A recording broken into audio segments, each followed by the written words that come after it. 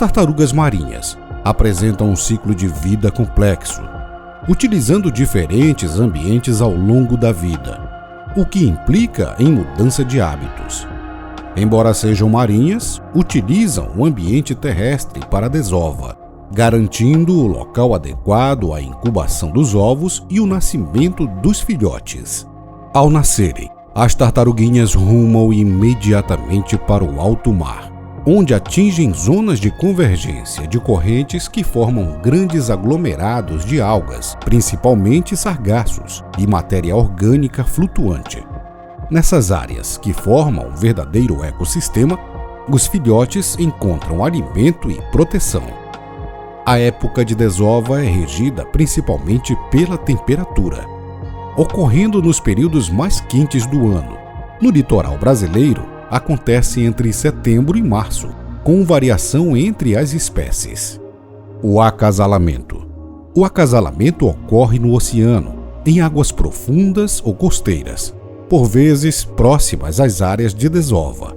Fêmea e macho se encontram e o namoro começa em algumas mordidas no pescoço e nos ombros. A cópula pode durar várias horas. A seleção da praia. Para desovar, as fêmeas geralmente procuram praias desertas e normalmente esperam o anoitecer, pois o calor da areia durante o dia dificulta a postura. Além disso, a escuridão da noite as protege de vários perigos. A cama. Com as nadadeiras anteriores, removem grande quantidade de areia em um espaço de aproximadamente 2 metros de diâmetro. Esta área onde a fêmea se aloja para iniciar a confecção do ninho é chamada de cama. Os ninhos e posturas. Feita a cama, constrói com as nadadeiras posteriores um buraco para o ninho com cerca de meio metro de profundidade. Dependendo da espécie, cada fêmea pode realizar de 3 a 13 desovas em uma mesma temporada de reprodução, com intervalos que variam entre 9 e 21 dias. Cada ninho contém, em média, 120 ovos. A incubação. Depois da postura, a fêmea volta para o mar. O calor da areia é responsável pelo desenvolvimento dos embriões dentro dos ovos. A determinação do sexo dos filhotes depende da temperatura de incubação. Temperaturas altas, acima de 30 graus centígrados, produzem mais fêmeas. Temperaturas mais baixas, abaixo de 20 graus centígrados, produzem mais machos. O nascimento. Os filhotes rompem os ovos e nascem após um período de incubação que varia entre 45 e 60 dias, dependendo do calor do sol. Em movimentos sincronizados, os filhotes emergem em conjunto, retirando a areia, até alcançarem a superfície do ninho e correrem em grupo imediatamente para o mar. A sobrevivência. A única possibilidade das fêmeas para proteger os filhotes é a camuflagem do ninho, após a postura. As tartaruguinhas já nascem independentes, mesmo sendo tão pequenas e frágeis, medindo apenas entre 3,5 e 4 centímetros de casco. Estima-se que de cada 1.000 filhotes, apenas 1 ou 2 atingem a idade adulta.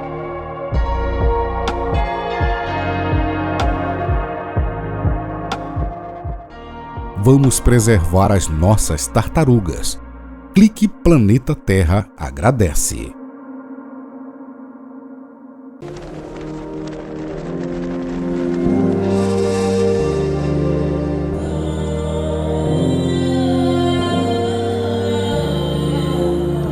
Apesar dos milhares de quilômetros que separam a Antártida da América do Sul, mais precisamente do Brasil, as exuberantes baleias jubartes se deslocam todo o ano para as águas tropicais do litoral brasileiro com o objetivo de se reproduzir. As baleias jubartes chegam por volta de junho e julho e permanecem até novembro e dezembro, quando retornam para as áreas de alimentação. O maior berço reprodutivo fica em Abrolhos, região costeira do sul da Bahia, é também durante a temporada reprodutiva da baleia jubarte no Brasil, quando cerca de 9.000 baleias jubarte chegam ao litoral brasileiro. Suas longas nadadeiras peitorais, que chegam a medir até 1/3 de seu comprimento total, com um corpo que se projeta no ar, pode pesar de 35 a 40 toneladas e medir cerca de 16 metros de comprimento. Após 11 ou 12 meses de gestação, uma fêmea entra em trabalho de parto. Embora as jubartes possam ter filhotes em anos consecutivos, em geral o intervalo entre os nascimentos é de 2 a 3 anos. O leite das baleias possui um alto teor de gordura, cerca de 40%, que irá fornecer a energia necessária para o crescimento do filhote.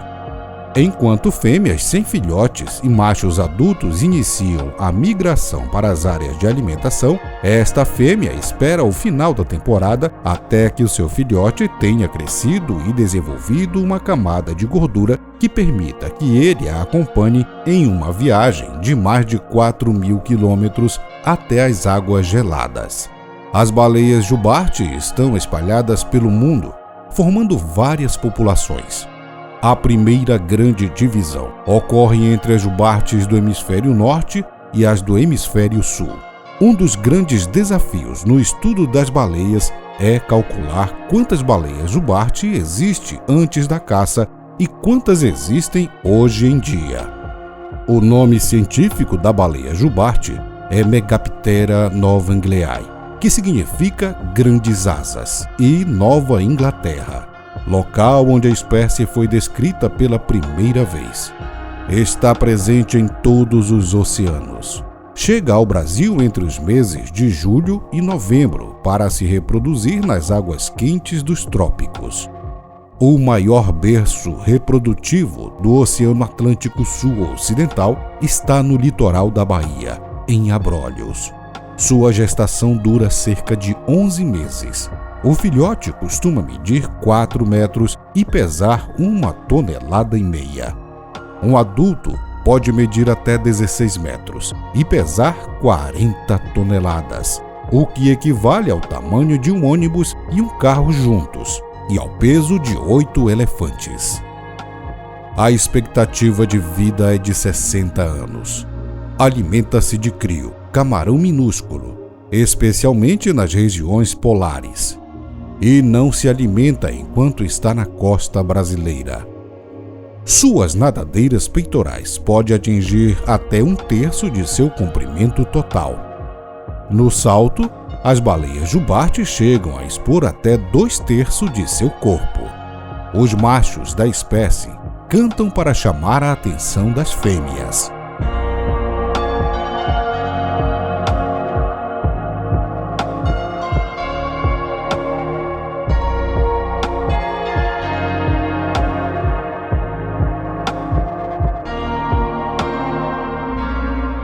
Vamos preservar as nossas baleias.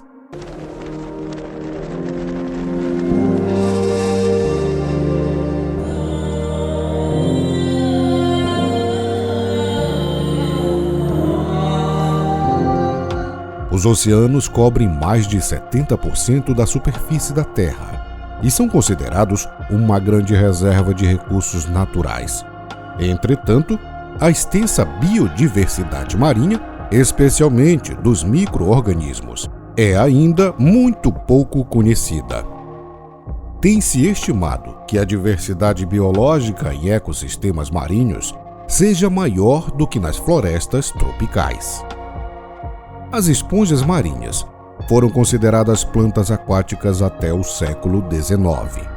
Em 1825, zoólogos descobriram que eram animais e começaram a estudar suas características. Dessa forma, entre outras coisas, sabe-se hoje que são criaturas de características primitivas, com mais de 600 milhões de anos. Além disso, as esponjas marinhas podem viver em águas rasas ou mais de 4.500 metros. As esponjas marinhas são os únicos membros da espécie Phylum Porifera. Há milhares de variedades delas, e algumas até habitam água doce. Além disso, devido às suas características, elas podem se adaptar bem, tanto a baixas quanto às altas temperaturas. A multiplicidade de formas que adotam esponjas marinhas são tubulares, arredondadas, as que parecem lóbulos e aquelas de alguns metros quadrados que são achatadas e vivem no fundo do mar. Os hábitos alimentares das esponjas marinhas são básicos. Dessa forma, limitam-se a comer as micropartículas presentes na água. São corpos sem órgãos, sem sistema nervoso, sem aparato digestivo ou boca. Esponjas marinhas são células agindo de forma coordenada. A peculiaridade desta operação celular é chamada de totipotência, isto é, a capacidade de cada célula ser parte do todo e, ao mesmo tempo, ser em si mesma o todo. Reprodução das esponjas marinhas. Dependendo da variedade, a reprodução pode ser assexuada ou assexuada. Embora elas não tenham órgãos genitais, cada indivíduo tem óvulo e espermatozoide. Com isso, se uma espécie libera esperma, ele será recebido por outro devido à corrente da água. Diversidade de esponjas marinhas. A constituição da esponja do mar é dada pelo seu suporte esquelético. Dessa forma, uma variedade pode parecer suave e macia e outra rígida. Há dois componentes da estrutura óssea: as fibras das espículas e as das esponginas. Vida média das esponjas marinhas. Assim como se pode falar de uma antiguidade de 600 milhões de anos, é possível afirmar que algumas espécies podem viver mais de 1000. A idade das esponjas pode ser calculada de maneira semelhante à das árvores. Distribuição das esponjas marinhas. Uma das razões pelas quais as esponjas se espalham pelos mares ao redor do mundo é porque elas têm poucos predadores. Além disso, são capazes de se adaptar rapidamente a diferentes tipos de clima.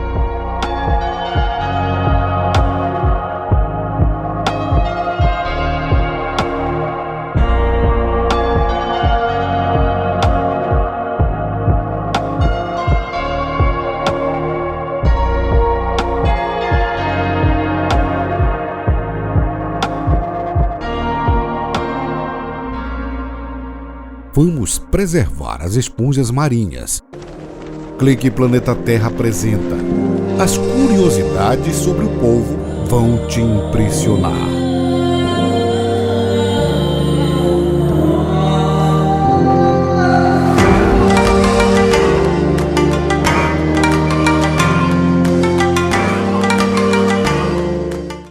O ambiente marinho possui uma enorme biodiversidade, com diferentes espécies que compõem o fundo do mar. Uma vez que a vida marinha possui uma ciência e beleza diferentes da vida terrestre, ela desperta a curiosidade em muitas pessoas. E um dos animais mais impressionantes desse ambiente é o polvo. Curiosidades físicas do polvo.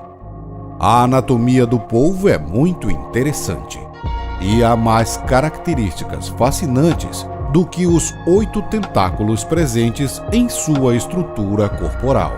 Por isso, confira a seguir as principais curiosidades físicas do polvo. O polvo possui 3 corações. 2 deles têm como função bombear o sangue sem oxigênio para suas brânquias, sendo este o local onde ocorre a respiração do animal. Já o terceiro coração é utilizado para bombear o sangue oxigenado para todo o corpo do polvo. Segundo estudos científicos, o polvo é considerado o invertebrado mais inteligente da Terra. Isso porque ele possui um cérebro central e 8 paralelos, que ficam dentro de seus tentáculos. No total, esses animais possuem 500 milhões de neurônios, algo impressionante. Seus olhos são muito desenvolvidos. Eles possuem uma visão binocular, que permite a formação de imagens, Alguns estudiosos acreditam que eles são capazes de enxergar cores, embora os mesmos estudos mostrem que eles só conseguem diferenciar a polarização das cores. Seus tentáculos são poderosos. Os tentáculos dos polvos são muito eficientes. Eles possuem 2 fileiras de ventosas adesivas que permitem a sua locomoção e também a captura de presas. Na ponta de cada tentáculo, há células que têm a função de captar cheiros. Poder de renegação. Quando os polvos estão em perigo, eles podem utilizar o movimento dos tentáculos para distrair o predador. Essa é uma curiosidade incrível, pois caso o inimigo consiga prender um dos seus tentáculos, o polvo realiza a amputação espontânea, deixando o braço com o predador e foge. Sangue azul. O polvo possui uma proteína do sangue chamada hemocianina, que é rica em cobre e origina a cor azul do sangue. Além disso, a hemocianina é mais eficiente no transporte do oxigênio pelo corpo dele do que a hemoglobina é nos seres humanos, principalmente em temperaturas mais baixas, como em oceanos. Como a fêmea atrai o macho. A reprodução desses animais é sexuada, iniciando em uma relação que pode durar horas ou dias. Para atrair o macho, a fêmea libera um feromônio sexual que atrai os machos. Além disso, esse hormônio liberado previne que o parceiro sexual as devore. A reprodução leva à morte.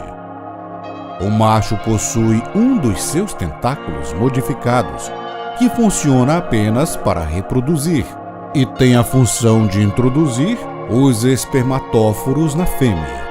Esta consegue guardar os espermatóforos em seu interior até que os óvulos amadureçam. Depois do acasalamento, a fêmea deposita cerca de 150 mil ovos em uma toca. Durante os 2 meses, a fêmea protege os ovos e não sai da toca, nem mesmo para se alimentar. Ela cuida dos ovos até eles eclodirem e morre pouco tempo depois de fome. Já o macho morre pouco tempo depois da cópula. Alguns polvos liberam uma tinta escura. Algumas espécies de polvos, ao se sentirem ameaçados, liberam um jato de tinta escura.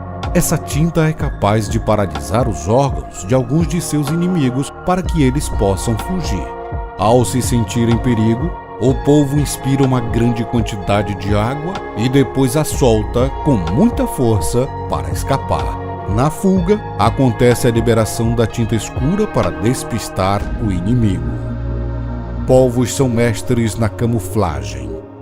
Os polvos possuem uma capacidade incrível de se camuflar nos diferentes ambientes aquáticos.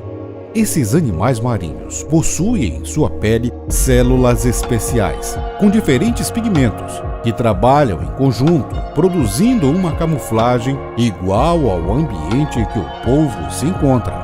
Vamos preservar o meio ambiente. Clique Planeta Terra apresenta Cavalo marinho. Características, habitat, reprodução e curiosidades.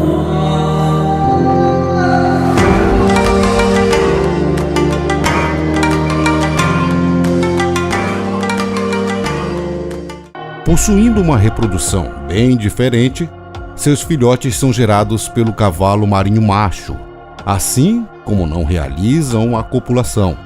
A exemplo, temos o cavalo marinho, cujo cuidado parental é realizado pelo macho. Portanto, ele carrega os ovos fecundados em sua bolsa incubadora. E por mais que este animal tenha a morfologia de um cavalo, ele é um peixe ósseo. São pequenos e medem por volta de 36 centímetros. Não possuem nadadeiras. Desta forma, apresenta em sua extremidade uma forma alongada. Alimentação de um cavalo marinho. O cavalo marinho é um animal carnívoro, portanto ele se alimenta de pequenos crustáceos, bem como larvas, ovos de peixes e animais invertebrados. E por não apresentarem estômago em seu sistema digestivo, ele se alimenta com uma maior frequência. Desta forma, um cavalo marinho adulto pode comer cerca de 50 vezes por dia, bem como seus filhotes ingerem até 3.000 partículas orgânicas.